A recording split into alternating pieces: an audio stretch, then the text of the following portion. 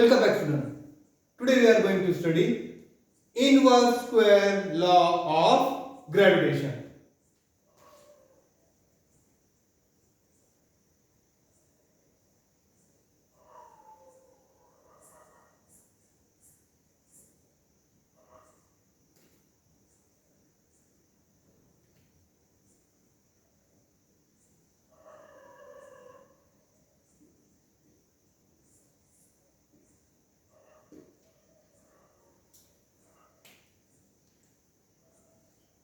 Inverse square law of gravitation.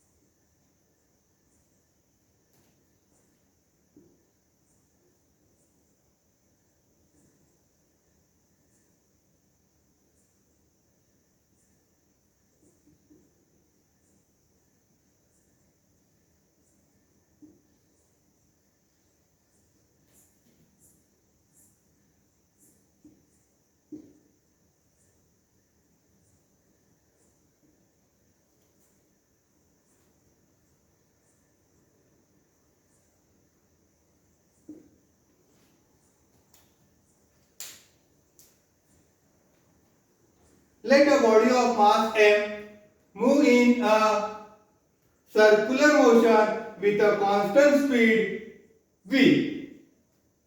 Let r be the radius of the circle. If the body is moving with a constant speed, then a constant force is acting on the body, which is directed towards the center of the circle. This force is called as centripetal force. Let us consider a body of mass m moving along the circumference of a circle with a constant speed v. Let r be the radius of the circle. If the body is moving with a constant speed, then a constant force is acting on the body, which is directed towards the center of the circle. This force is called as centripetal force. Let us consider a body of mass small m moving in a circular motion with a constant speed, which is v. Let r be the radius of the circle.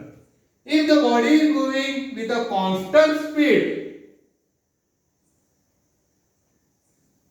then a constant force is acting on the body, which is directed towards the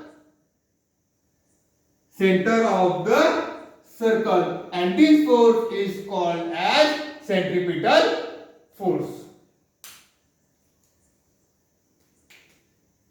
We'll take a body which is performing a circular motion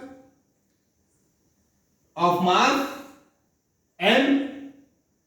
The radius of the circle is r. As the body is moving with a constant speed, then a constant force is acting on the body, which is directed towards the center of the circle, and this force is called as centripetal force. And this centripetal force is calculated by formula F is equal to mv square by r.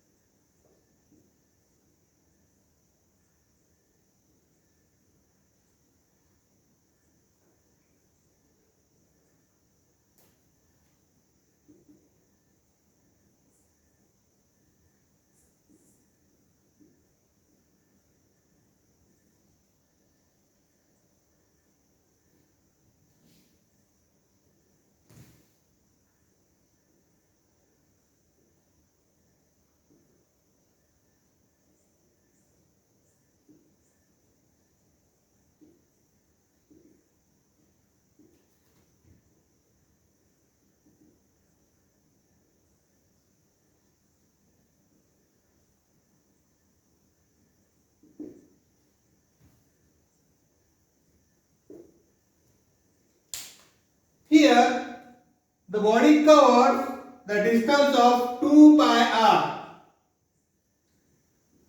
Here, the body covers the distance of 2 pi r, which is equal to the circumference of the circle in a time period of revolution t. In a time period of revolution t. Therefore, speed of the body, which is constant which is v is equal to distance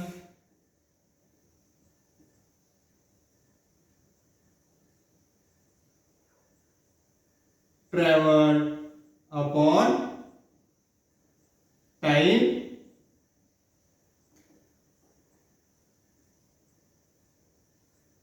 taken.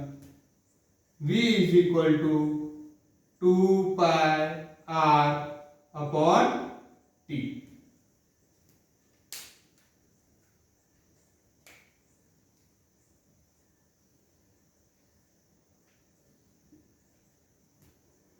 Now, my dear student, we will try to derive inverse square law of gravitation.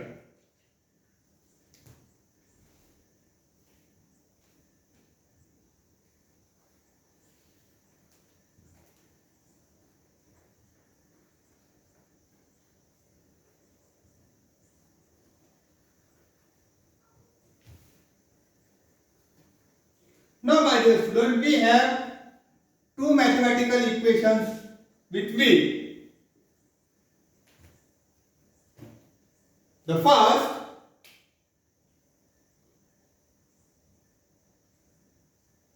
centimeter for F is equal to mv square by r. This we can write F is equal to m by r into v square.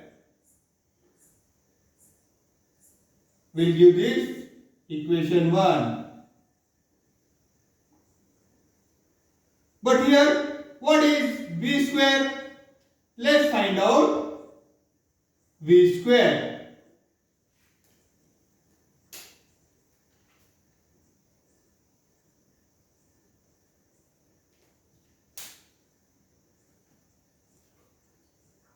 We know that v is equal to 2 pi r upon t.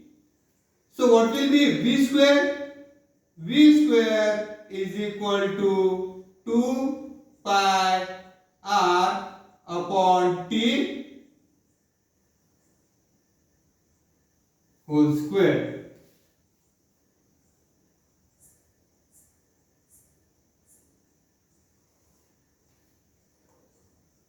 V square is equal to 2 square will become 4, pi will become pi square, r will become r square, and t will become t square. We'll give this as equation 2.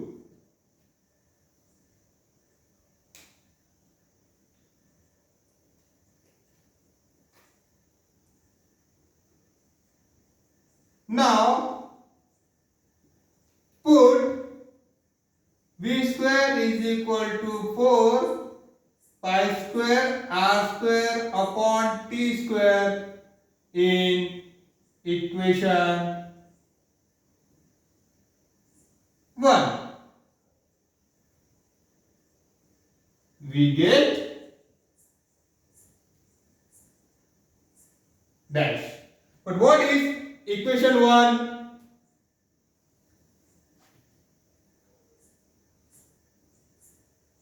F is equal to m upon r into v square. Let's put the value of v square. F is equal to m by r into 4 pi square r square upon t square. Here, my dear student, observe carefully. 1r and r square. So I will cut this. 1r is remaining. F is equal to 4. I will take this side. m I will put in between, pi square I will put it as it is, 1 r get cancelled, so 1 r will be remaining, and at the denominator there will be t square.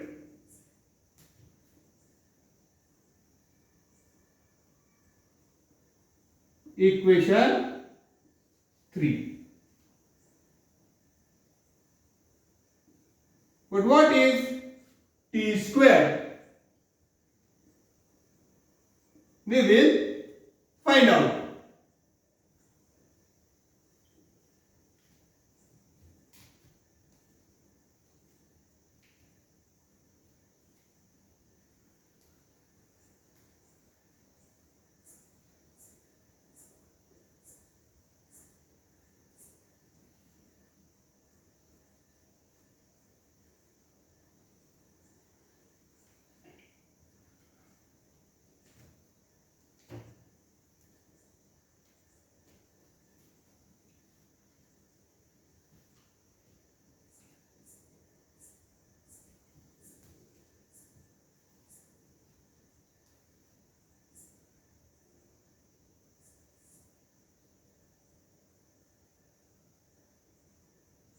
We know that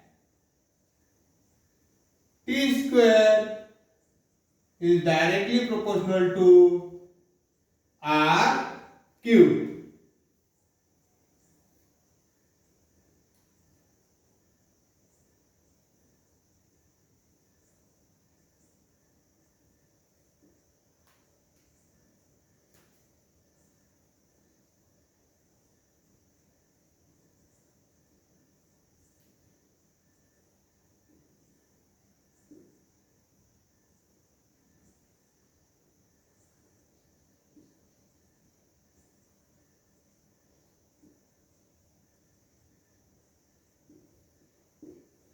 According to Kepler's third law of planetary motion, t square is equal to r cube. Now here we can remove the sign of proportionality. We can write t square is equal to k r cube.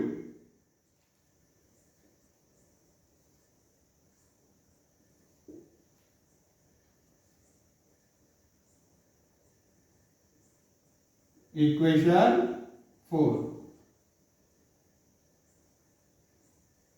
Put t square is equal to k r cube in equation 3. But what is equation 3? First we write equation 3. F is equal to 4m pi square r upon t square. Now I will put the value of t square. F is equal to 4m pi square r, and in t square we will put k r cube. Now I will simplify. See student, here we have r cube and here we have 1r. 1r will get cancelled and the cube will get converted into square.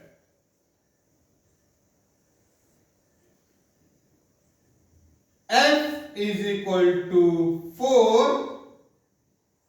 4m pi square upon k r square.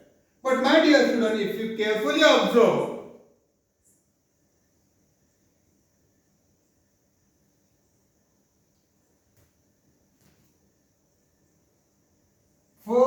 m pi square divided by k is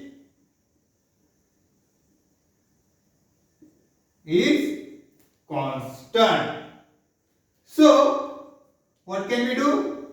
We can write f is equal to constant into 1 by r square. Now this we can write, we can remove the is equal to sign and then directly proportional, and we can remove the sign of is equal to and put inversely proportional to r square.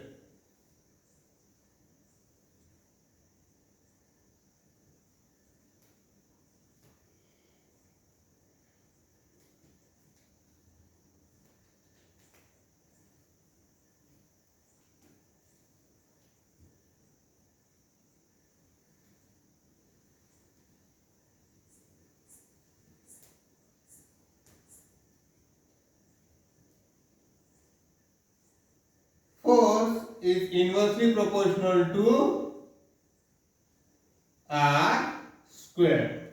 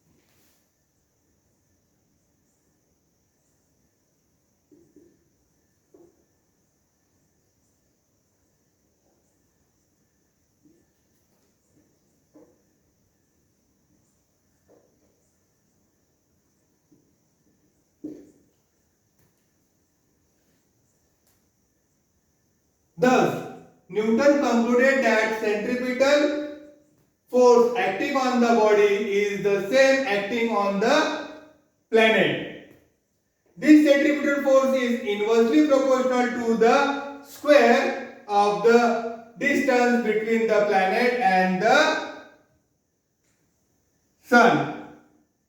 Newton said this force to be force of gravity. Newton concluded that the centripetal force acting on the body is the same acting on the planet. This centripetal force is inversely proportional to the square of the distance between the planet and the sun, and this we have derived. Newton said this force to be force of gravity. That's all, students. We'll stop here, and in the next class we will study the next chapter. Thank you very much.